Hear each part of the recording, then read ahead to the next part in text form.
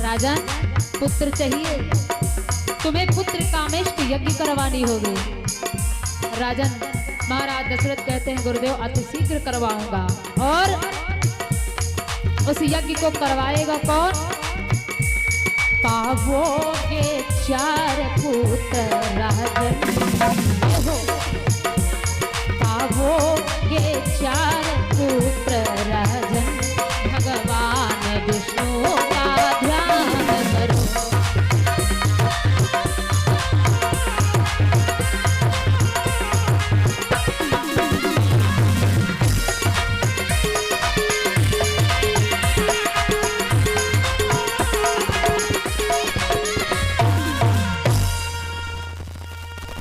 मेरे प्यारे, जैसे वशिष्ठ जी ने कहा कि तुम पुत्र कामेष्ट यज्ञ करवाओ और उसी यज्ञ के द्वारा तुम्हें पुत्र प्राप्त हो जाएगा।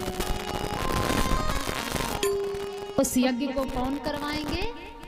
श्रृंगी ऋषि महाराज, जो दशरथ जी के दामाद हैं। दशरथ जी ने कहा अति शीघ्र गुरुदेव मैं यज्ञ करवाऊंगा। वापस आते हैं, यज्ञ की तैयारियां होती हैं, श्रृंगी ऋषि को बुलवाते हैं। यज्ञ का कार्य प्रारंभ भया। उसी यज्ञ द्वारा अग्नि भगवान प्रकट होते हैं और जब प्रकट होते हैं तो हाथ में खीर का प्रसाद है। उस प्रसाद को महाराज दशरथ को अर्पण के अग्नि भगवान और कहने लगे राजन, इसी प्रसाद के द्वारा आपको पुत्र रत्न प्राप्त होंगे। ये प्रसाद ले जाकर के अपनी रानियों में वितरण कर दो। जैसे महाराज प्रसाद को लेकर के आगे बढ़े बांटने के लिए, देने के लिए। अब प्रसाद लेने में सबसे पहले मां कौशल्या आगे आती हैं, क्योंकि भगवान को पाने के लिए तपस्या किसने किया था? कैकेयी ने? नहीं। सुमित्रा ने? नहीं। तपस्या किया था मैया शत्रुपा ने। वही शत्रुपा तो अब कौशल्या हुई है त्रेता में। इसलिए प्रसाद लेने में अग्रभाग में मैया कौशल्या रही। तुलसी बाबा कहते हैं कि तब ही राय प्रिय नारी बोलाई, तब ही राय प्रिय नारी बोलाई, कौशल्या की कहाँ चलिया।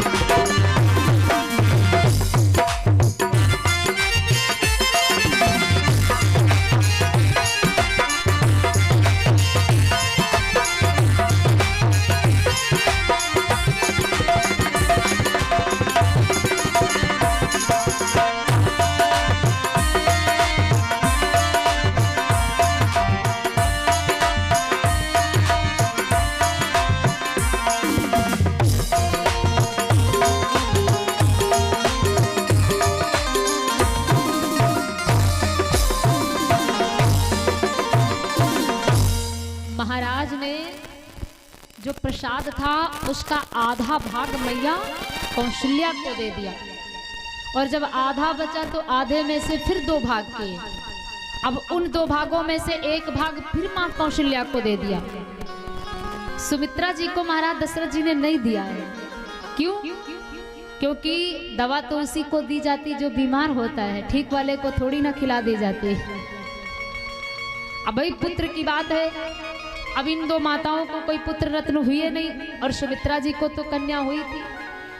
तो महाराज ने सोचा कैकेयी और कौशल्या को कोई संतान नहीं, और संतान की ये खीर प्रसाद है तो हम दोनों रानियों को देते हैं। दोबारा फिर, और शंका अगर होती होगी हमारी बात पर तो मानस पढ़ लेना, क्योंकि हम जितना बताते हैं सब मानस से ही बताते हैं। तो आधा भाग जब आधे से 2 किए तो पुनः एक भाग फिर मां कौशल्या को दे दिया, और एक भाग जो बचा वो मां कैकेयी को दे दिया। अब कौशल्या जी ने सोचा कि मेरे पास तो वैसे आधा था, फिर और महाराज ने फिर आधे में का आधा मुझे दे दिया। अब ऐसा करती हूँ मैं कि ये जो मेरे पास भाग है प्रसाद के, एक भाग इसमें से कैकेयी को देती हूँ। मैया कौशल्या ने जब कैकेयी को दिया तो कैकेयी माँ ने सोचा कि हमारे पास तो अब 2 भाग हो रहे हैं, तो वो कैकेयी मैया ने क्या किया, अपना भाग सुमित्रा को दे दिया, और एक भाग मैया कौशल्या ने फिर सुमित्रा जी को दे दिया। अब सुमित्रा जी के पास इस प्रकार से 2 भाग हो गए, और कौशल्या और कैकेयी के पास फिर एक भाग बचा, क्योंकि जो कौशल्या जी ने दिया था वो कैकेयी मैया ने सुमित्रा को दे दिया, और कौशल्या मैया के पास वैसे भी आधा था, तो आधे में से कौशल्या में माँ ने भाग कर दिया, तो फिर उसमें से 2 भाग हुए, तो एक भाग सुमित्रा को दे दिया। अब इस प्रकार से सुमित्रा के पास 2 भाग, और कैकेयी और माँ कौशल्या के पास एक भाग। माताओं ने प्रसाद को ग्रहण किया, बैठी भगवान का चिंतन कर रही हैं, क्योंकि जिस समय माताएं गर्भ अवस्था में हों तो उनको भगवान का चिंतन ही करना चाहिए, लड़ाई झगड़ा से दूर रहना चाहिए, क्योंकि माताएं जानती हैं बच्चा गर्भ में कुछ नहीं सुनता, वो तो सब कुछ सुनता है। अष्टवक्र जी महाराज को आप लोग जानते हैं, कथा में सुनते हैं। ऐसे संत थे कि जब इनके पिताजी माता को कथा सुनाते थे, अष्टवक्र जी महाराज के पिता जब इनकी माता को कथा सुनाते थे, उस वक्त में अष्टवक्र जी महाराज गर्भ में थे, और जब पिताजी कथा सुनावे और कोई बात गलत हो जावे तो अष्टवक्र जी पेटे से कहें, गर्भ से कहें, पिताजी गलत काहे सुनाए रहे हो, सत्य सत्य कथा सुनाओ। अब जब गर्भ से कहें अष्टवक्र जी, तो मैया को क्रोध आ गया कि जब ये पेट से इतनी कथा बता रहा, जब बाहर आएगा तब क्या करेगा, ये बहुत शैतान होगा। मैया ने अपने गर्भ को मसल दिया था, इसीलिए अष्टवक्र जी महाराज के शरीर में 8 जगह से मोड़ हो गए। तो जब गर्भ में जीव होता है तो वो सब कुछ सुनता है।